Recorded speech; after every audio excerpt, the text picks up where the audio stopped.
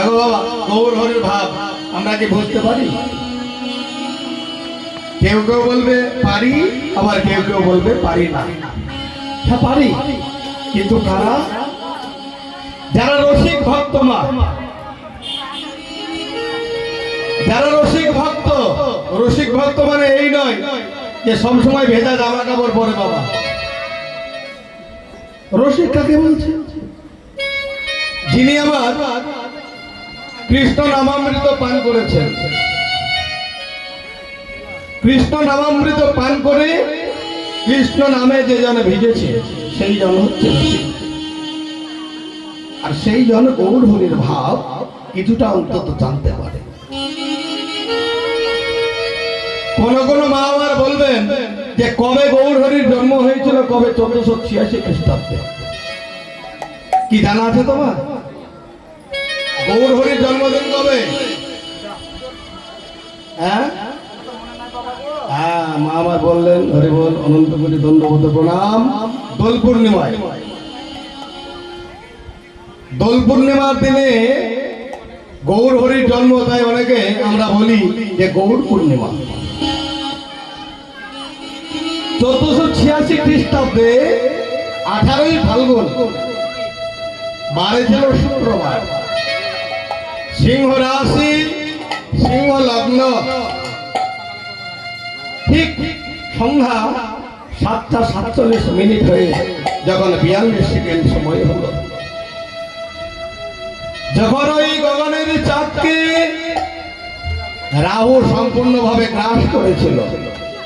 ষোলকলাই পূর্ণিমার দিন রাহু চাঁদকে গ্রাস করলো, আর সন্ধ্যাবেলায় অন্ধকার হয়ে গেল সারা নদিয়া। ঠিক সেই সময়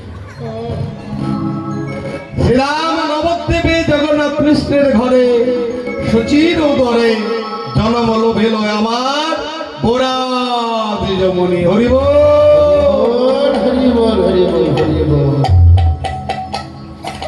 দেখুন, সেই দিনে যখন গৌর হরির জন্ম হয়েছিল, ঠিক সেই সময় ওই চাঁদকে গ্রাস করেছিল রাহু সন্ধ্যাবেলায়। পূর্ণিমা লাগলো, 16 গলায় পূর্ণিমা হলো, আর চাঁদকে গ্রাস করল। এতদিন পরে 1486 আর এই 26, এতদিন পরে এবছরে কিন্তু সেই বছরের মতো ব্যতিক্রমী একটা কিছু হয়েছে। কি বলো তোমার? গ্রহণ হয়েছিল। মা আমার খোঁজ রাখে। ও মা, এই কীর্তন গানে এসে কিছুটা জানতে হবে, কিছুটা সু নিয়ে যেতে হবে। সু মানে ভালোটা কিছু নিয়ে যেতে হবে, আর আমাকেও কিছুটা শোনাতে হবে। এমন কিছু শোনাতে হবে না মায়েরা অনুধ্বনি আর বাবারা হরিধ্বনি, এটাই শোনাবেন আমাকে। আর তোমরা সু মানে ভালোটা নিয়ে যেতে হবে, কিছু জানতে হবে। আমি এমন কিছু জানি না, জানাতে আসি আমি একটু আলাপ আর কি। এই যে গত দোল পূর্ণিমার দিন, ঠিক যেদিন গৌর হরির জন্ম হয়, সন্ধ্যাবেলায় 16 গলায় পূর্ণ চাঁদকে গ্রাস করেছিল রাহু। আর এই বছরে ঠিক সন্ধ্যাবেলায় যেমন পূর্ণিমা লেগেছিল, রাহু তেমনই গ্রাস করেছিল। চন্দ্রগ্রহণ হলো না এবছরে। নিতাই গৌর হরিব গৌর হরিয়া।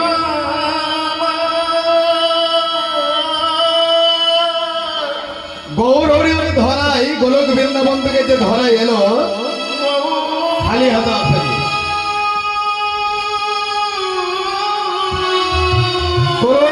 হতে এই ভুলকে কিশোরীর গুপ্ত ভাবনার লুণ্ঠন করে দ্বাদশ অবস্থা পরিপূর্ণ করে এই সুধা মাখা, এই মধু মাখা হরি নাম নিয়ে এলো। কেন? দেখবেন রোগীর বাড়িতে যখন ডাক্তারবাবু যান, তখন সেই রোগীকে কোন ঔষধ প্রয়োগ করতে হবে, ট্যাবলেট বা ইনজেকশন বা স্যালাইন, সে ডাক্তারবাবুই জানে না, তাই তো?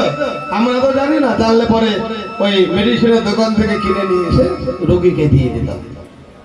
জানে কে? ডাক্তারবাবু। তাহলে এই যে কলির জীবের দশা মলিন হয়ে গিয়েছে, কলির জীব শোক পাপ তাপের মধ্যে সাঁতার কাটছে, এমন সময় আমার ভগবান মনে মনে ভাবলো এই হরি নাম নিয়ে গিয়ে এই হরি নামের ঔষধটা, এই চার অক্ষরের যে 4টি ট্যাবলেট ভরা আছে বা মহা ঔষধ ভরা আছে, এই 4টে মহা ঔষধ জীবকে প্রয়োগ করতে হবে, তাহলেই সমস্যার সমাধান। কি নিয়ে এলেন?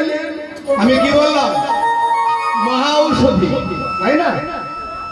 সেই ঔষধি বা ঔষধটা কি না? হরি নাম। यदा यदा हि धर्मस्य ग्लानिर्भवति भारत अभ्युत्थानमय धर्मस्य तदात्मानं श्रीरामः परित्राणाय साधूनां विनाशाय च दुष्कृतां धर्म संस्थापनार्थाय सम्भवामि युगे युगे।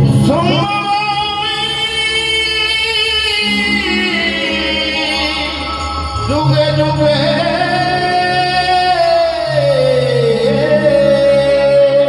শ্লোকটা বললাম, ওমা এই শ্লোকটা কোথায় পেয়েছি?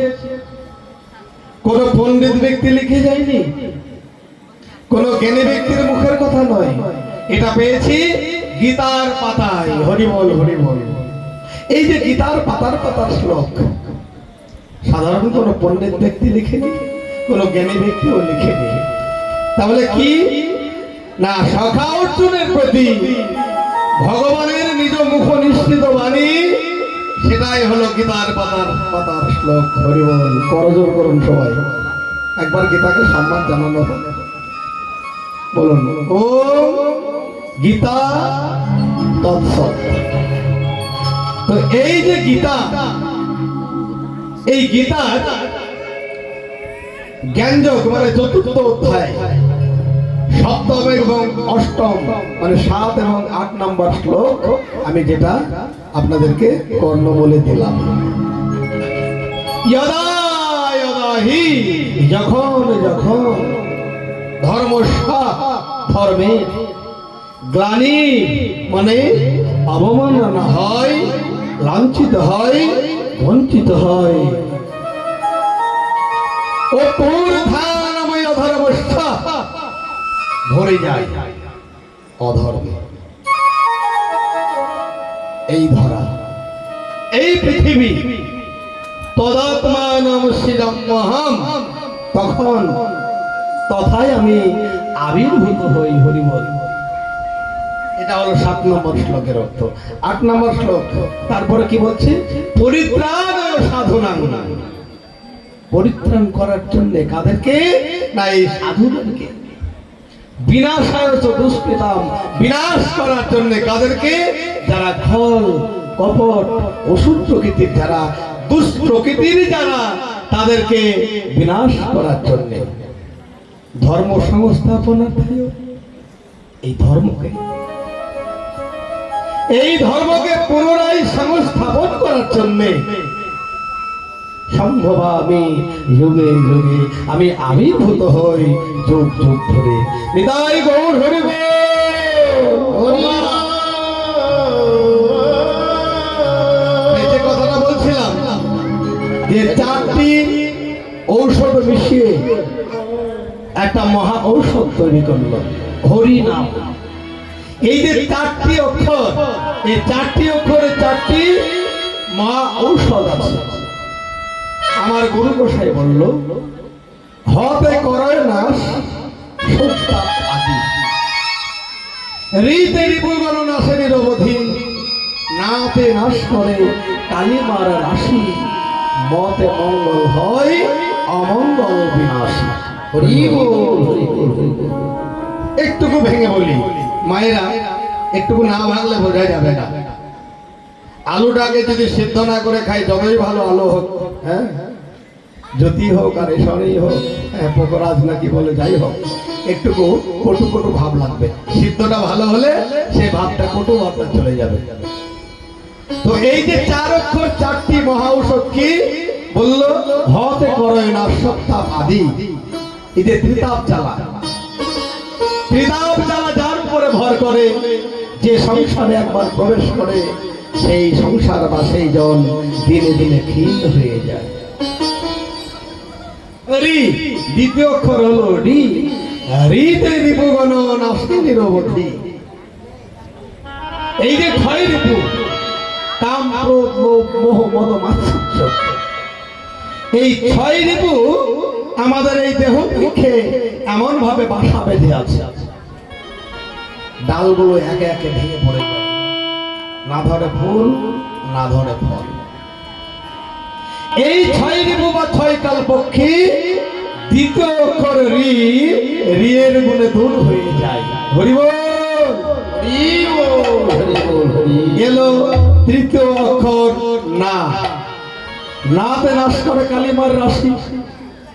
মনের মধ্যে যে কালি আছে, যেখানে যাবার নয় গেলাম, যেটা খাওয়ার নয় সেটা খেলাম, যেটা বলার নয় সেটাই বললাম। মানে কালিতে আমাদের এই দেহটা ভরিয়ে আছে। এই মনের কালি তৃতীয় অক্ষর না, নায়ের গুণে দূর হয়ে যায়। এলো চতুর্থ অক্ষর ম। ময়ের গুণে কি হয়?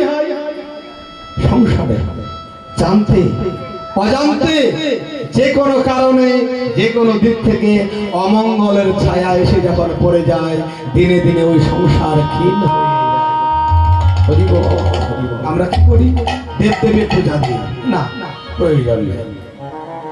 হরিনাম শ্রবণ করো আর হরিনাম বদন ভরে গাও, তুই হাত তুলে প্রাণ ধরে, তাহলে শেষে যে অক্ষর ম, ময়ের গুণে কি হবে? সংসারের অমঙ্গল দূরে গিয়ে মঙ্গল হবে গো, বলে